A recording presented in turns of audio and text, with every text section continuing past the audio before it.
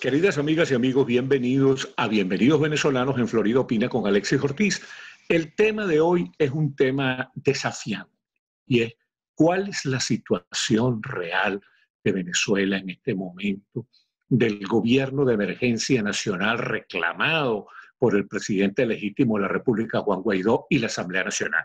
Y para hablar de esa materia, invitamos a una persona sumamente calificada, no solo porque es un protagonista importante del gobierno, nuestro embajador de Venezuela en Canadá, sino porque es un veterano abogado y defensor de los derechos humanos, Orlando Viera Blanco. Bienvenido, Orlando. Bueno, muchas gracias, Alex. Un saludo a toda nuestra audiencia. Bueno, dime por dónde quiere que comencemos a disparar. Por una preocupación que tiene la gente, ¿no? Yo no sé si a ti te pasa, me imagino que sí, porque tienes que tratar con mucha gente diariamente. Pero me llaman mucho para decirme, Alexis, ¿qué está pasando? Estamos como estancados, no avanzamos ni retrocedemos. El coronavirus, un virus chino, nos enredó el juego. ¿Tú sientes esa sensación de estancamiento? Bueno, yo debo reconocer que ciertamente hay una percepción, aguas afuera de estancamiento, pero también quiero comentarle a nuestra audiencia que a lo interno creo que no hemos trabajado tan intensamente el cuerpo diplomático de Guaidó y mucho de su entorno en este mes y medio de pandemia como lo hemos hecho ahora.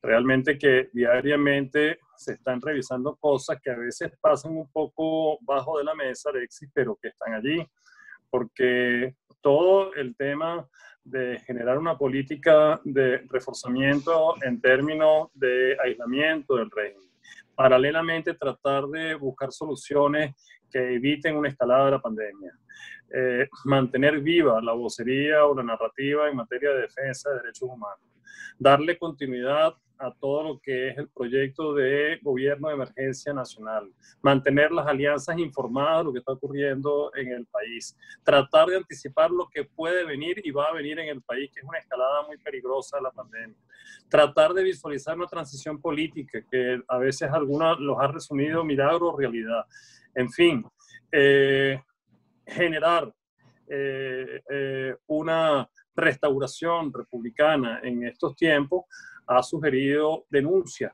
también que tenemos que mantener sobre la mesa sobre lo que es la escalada de los carteles de droga en el país y la personificación del narcoestado. Esto sugiere un esfuerzo continuo de una comunicación que a veces no es la más fácil y además aterrizamos también en el resguardo del propio presidente, que encara esto no desde afuera, sino que encara todos estos desafíos internamente en Venezuela con inmensos riesgos, con inmensos sacrificios y con un acoso que también ha arreciado por parte del régimen. Si tú sumas todas estas cosas, es una actividad intensa. Ahora, has dicho algo muy interesante, ¿no? Porque lo hemos tenido que conversar con alguna gente y un poco disuadirlos de esa actitud anti-Guaidó, de reclamarle a Guaidó cosas imposibles y que no dependen de él, que si él está tratando de hacer lo que depende de él y hasta ahora lo ha hecho con bastante eficacia desde el punto de vista de uno. Es decir, pero el hecho de que el presidente Guaidó esté corriendo un riesgo real, que su entorno más cercano esté siendo perseguido de una manera inmisericordia, es algo que tenemos que destacar y reconocer el coraje de él y de todos los que están a su alrededor. Pero ¿cuál es el estado real, la situación real? ¿Qué posibilidad concreta hay, valga la redundancia, que se concrete en un tiempo razonable el gobierno de transición, el gobierno de emergencia? A mí me preguntaron casualmente ayer lo mismo, que si yo estimaba que se iba a producir un desenlace en Venezuela este año, y yo le contestaba, bueno, que yo creo que se va a producir este mes. Y si me preguntan, se podría producir en cualquier momento o la semana que viene. Lo que no podemos dejar de lado es de ver una realidad que está allí, que lamentablemente esta pandemia vino a catalizar procesos. Estamos en presencia de un outbreaking, lo que llaman de un estallido a puerta cerrada en pleno desarrollo. Recién estamos haciendo tú y yo este programa, hay eventos que demuestran que ya comenzó toda una confrontación en la provincia, en las barriadas, producto de la necesidad de la gente simplemente de salir a comer. Estamos en el peor de todos los mundos. Y te repito, esto es una variable que hace que la fragilidad de la coalición dominante sea mucho más vulnerable de lo que lo era apenas hace un mes. A esto agrégale que, como te decía al principio, la agenda continúa. La vigilancia sobre el narcoestado continúa. Y vienen muchas cosas que hacen realmente insustentable este gobierno. Entonces tú me preguntas la transición, pero no solamente que la transición es posible, la transición hay que comenzar a construirla desde ya. Y por ejemplo, hay que construirla desde ya con lo que acabas de comentar, con la unidad, con la convocatoria, con el emplazamiento a todos los venezolanos y el mejor entendimiento de ese liderazgo. Y esa posibilidad de entendimiento entre los venezolanos, es decir, que la gente democrática termine que entender que nuestro principal activo es el gobierno y la Asamblea Nacional Legítima, que junto a ese activo está la necesidad de preservar la unidad de la oposición, y frente a esas dos condiciones está la necesidad de buscar también una reconciliación con el conjunto de los venezolanos que no sean culpables de corrupción, de lesa humanidad, de atropello a los derechos humanos. ¿Se ha avanzado en eso? Se ha avanzado inmensamente porque hay un mito aquí. Las redes sociales hacen un ruido a veces que desvía otra realidad. ¿Y cuál es el mito? El mito es creer que no hay realmente un consenso suficiente construible. El mito es creer que de pronto los venezolanos no somos capaces de generar un consenso o ponernos de acuerdo. Y debo agregar a esto que fíjate tú lo que es la vida. Quienes mejor entienden que la transición debe ser lo que debe hacer en términos de ser una transición negociada políticamente lo más correcto posible es el pueblo. Es el pueblo el que mejor ha asimilado y el que sigue apoyando el liderazgo de Juan Guaidó. El pueblo ahorita se defiende solo y Guaidó, con los pocos recursos que puede contar, trata de alguna manera de aliviar la carga de lo que está significando esto. Pero el pueblo exige, demanda, pero también se ha, digamos, jugado cuadro cerrado en torno a Guaidó. Y lo que hay que entender es lo que significa un liderazgo popular en un país que en 20 años tuvo un liderazgo popular protagonizado por un solo actor que fue Chávez. Y que tan solo apenas hace año y medio, con el liderazgo de Guaidó, esto se despolarizó y que las masas y que las bases populares migraron hacia una preferencia espontánea y no por castigo. Entonces la coalición existe de abajo hacia arriba, porque es el pueblo el que ya demanda, no aguanta más, digamos, el cambio en el modelo de poder. Sí, señor. Ahora tú eres el embajador en Canadá. Canadá es un modelo de país respetuoso de los derechos humanos, de funcionamiento cabal de la democracia representativa, de la división de los poderes. Es decir, es un país modélico. ¿Cómo te ha ido a ti como embajador en Canadá? Bueno, en Canadá, primero debo recordar que habiendo sido uno de los primeros 10 embajadores de Guaidó, en enero de 2019 también somos uno de los pocos embajadores que tenemos un carácter plenipotenciario. Esto no significa que tenemos plenas funciones singulares. Nos ha ido bien porque Canadá ha sido, digamos, un país que ha liderado el Grupo de Lima, que ha liderado la narrativa de defensa de los derechos humanos y restitución republicana de la libertad y la restitución de la justicia en Venezuela. Canadá nos ha dado un apoyo inmenso en materia de colaboración humanitaria, le ha dado estabilidad a los venezolanos en Canadá. No ocupamos todavía ni residencia, ni tenemos el dominio de la embajada, ni tampoco en muchos trámites consulares, pero el apoyo a nivel de gobierno y lo que Canadá ha asumido en materia de ser la bisagra natural entre América y Europa, tratando de alguna manera de buscar por todos los medios, y lo sigue haciendo, y sigue presionando para lograr el anhelado restitución democrática, ha sido extraordinario. La potencia de Canadá, como lo has dicho tú, y el apoyo que hemos recibido nos ha realmente llevado a un punto muy favorable en todo este proceso. De tal manera que estamos muy contentos con el apoyo de Canadá. Y tú has podido, ustedes, pues tu equipo, tú y tu equipo han podido atender cabalmente a los venezolanos en Canadá en medio de las dificultades y las limitaciones que tú acabas de describir. Bueno, quisiéramos atenderlos más porque estos trámites a veces fundamentales de identidad, como emitir pasaporte y renovación de pasaporte, te comento que siguen de alguna manera anclados en una representación consular de Maduro que se ha mantenido en Canadá y sobre lo cual precisamente el momento que tú y yo estamos hablando, estamos en pleno proceso de definición. Pero sí hemos logrado que se extienda la validez de los pasaportes para los venezolanos por 5 años, que pudieron salir finalmente aún con pasaporte vencido de Canadá, que ese pasaporte vencido les sirva para regularizar su estatus en Canadá, sea laboral, sea de estudio, sea de residencia.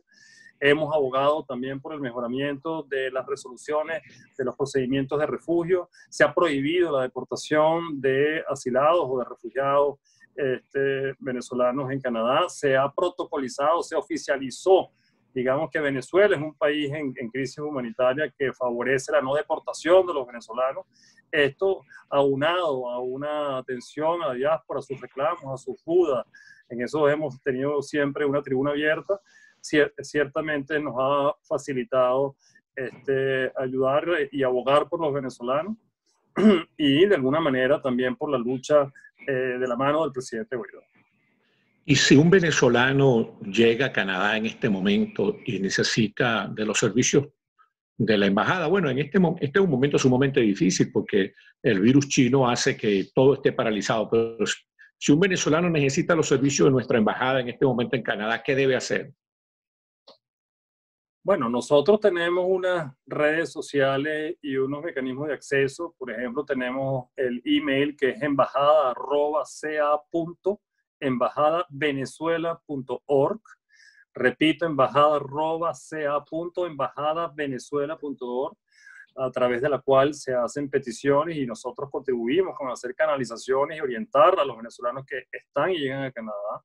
Nuestras redes sociales, tenemos de pronto un teléfono que vamos a abrir ya para atender las peticiones de nuestros compatriotas, pero de verdad en un porcentaje, considero, en una autoevaluación bastante elevado, hemos atendido las dudas, los requerimientos que nos han pedido nuestros compatriotas en Canadá, siendo que, repito, Canadá oficiosamente también ha acometido y se ha hecho eco de esas necesidades. Buena relación con el primer ministro Trudeau. Extraordinaria. Recordemos que el presidente Guaidó recién acaba de estar hace pocos meses en Canadá, fue recibido por el presidente Trudeau y además por el Parlamento con una ovación de pie, reconociendo, digamos, su investidura y además reconociendo su lucha en Venezuela. Trudeau y su canciller no han soltado las barras en denunciar lo que ocurre en Venezuela, han apoyado el gobierno de emergencia nacional, han aportado millones de dólares que, debo aclarar, han ido a países como Colombia, Ecuador y Perú. Eso debo aclararlo porque la gente piensa que los embajadores estamos como que de alguna manera bollantes con un dinero que además no manejamos nosotros y que, por cierto, tampoco recibimos ninguna dieta.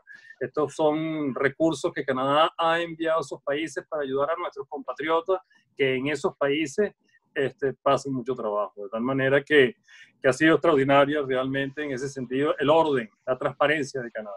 Bueno, bien bueno que hayas podido explicar esto, mi hermano, porque te felicito porque me consta que has hecho un buen trabajo como embajador y que Dios te bendiga por eso. Pero tú tienes una experiencia, mi querido hermano, muy interesante en materia de derechos humanos.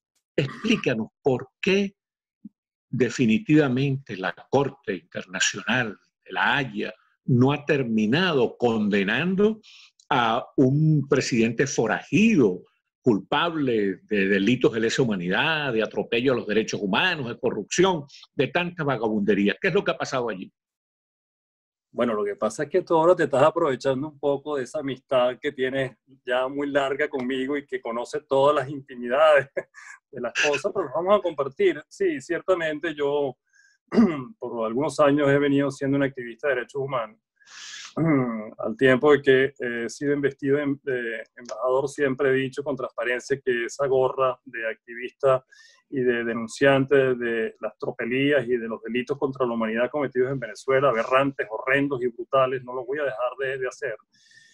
Yo soy uno de los embajadores, junto con otros colegas, que hemos estado impulsando que haya justicia en La Haya, Alexis. Y ciertamente, y lo digo abiertamente, sea como embajador, lo decía en estos días en las redes, sea como venezolano, sobre todo como padre, sobre todo como ciudadano del mundo, que es hora, es tiempo de que esa Corte Penal Internacional, que desde hace más de 2 años tiene un examen preliminar decretado, que desde hace más de año y medio tiene una remisión de 6 países denunciantes de Maduro y su cadena de mando, detenga el proceso de impunidad que se está viviendo en Venezuela. Yo recién hace unas horas he recibido la denuncia sobre el traslado, sobre la remoción de los militares que estaban en Ramo Verde, que fueron trasladados a Boleíta, y he recibido también una relatoría realmente brutal sobre las maneras como torturan y cómo atacan a estos militares, estos oficiales, y a muchos venezolanos que aún continúan en conteo de 400 tras las rejas. De tal manera que la justicia universal, escúchame, la justicia universal ha sido reconocida por el mundo, por el orden público internacional, como un instrumento viable de la desanudación de la crisis venezolana. El tablero cambia completamente si de esa corte se emite una orden de investigación de Maduro. Y en eso estamos trabajando los embajadores y el equipo de gobierno de Juan Guaidó. Es sorprendente que haya avanzado más la Fiscalía norteamericana que la Corte Penal Internacional en esa materia. Sí, los que somos dolientes de la justicia universal sentimos que esa afirmación tuya es absolutamente lapidaria, es así, y bueno, pues no vamos a soltar las barras tampoco en ese sentido. ¿Y qué se está haciendo, hermano, por los presos políticos? La situación es desesperante, sobre todo en este momento de pandemia, que no tienen ningún tipo de apoyo, de protección. En estos días yo estaba poniendo como ejemplo que incluso en tiempo de Juan Vicente Gómez, el arzobispo de Caracas logró que un médico visitara a los presos políticos, les llevara mantas, medicinas, alimentos, es decir, hasta en esos momentos hubo más humanidad, más sensibilidad que la que expresa en este momento la narcodictadura. ¿Qué se puede hacer en favor de los presos políticos en este momento para que la narcodictadura entienda que la amenaza del coronavirus es terrible sobre ellos? Bueno, primero yo debo decir que este es un régimen que no tiene piedad, ciertamente. Es un régimen inescrupuloso, perverso, que ha sometido a los venezolanos en términos de represión y tortura a unas modalidades que no son nuestras, que obviamente son traídas de otras latitudes y que se han denunciado, que se siguen denunciando, que gracias a una intervención puntual de Bachelet o a un llamado o una alerta que hemos hecho, han detenido o al menos han dicho dónde se encuentran algunos de estos presos políticos, pero la verdad es que siguen viviendo en una situación sumamente infumable, sumamente, digamos, devastadora, en celdas donde comparten 3 personas una celda sin luz, con un reciclaje de aire que no es oxígeno y que además comparten un inodoro sin tener la más mínima intimidad y la más mínima dignidad. Sí, Esto tiene que terminar. Sí, han llegado a un nivel de sadismo insólito este gobierno en el tratamiento a sus adversarios y en este caso a los presos políticos. Bueno, muchísimas gracias, mi querido Orlando Viera Blanco, embajador de Venezuela en Canadá. Ojalá que sigas haciendo tu trabajo con la eficacia con que lo has hecho hasta ahora. Dios te bendiga y la Virgen del Valle. Amén, Alexis. Contamos contigo también. Sí, señor. Saludos a la Gaby, la esposa del embajador, es una mujer extraordinaria. Que Dios la bendiga. De tu parte, amén.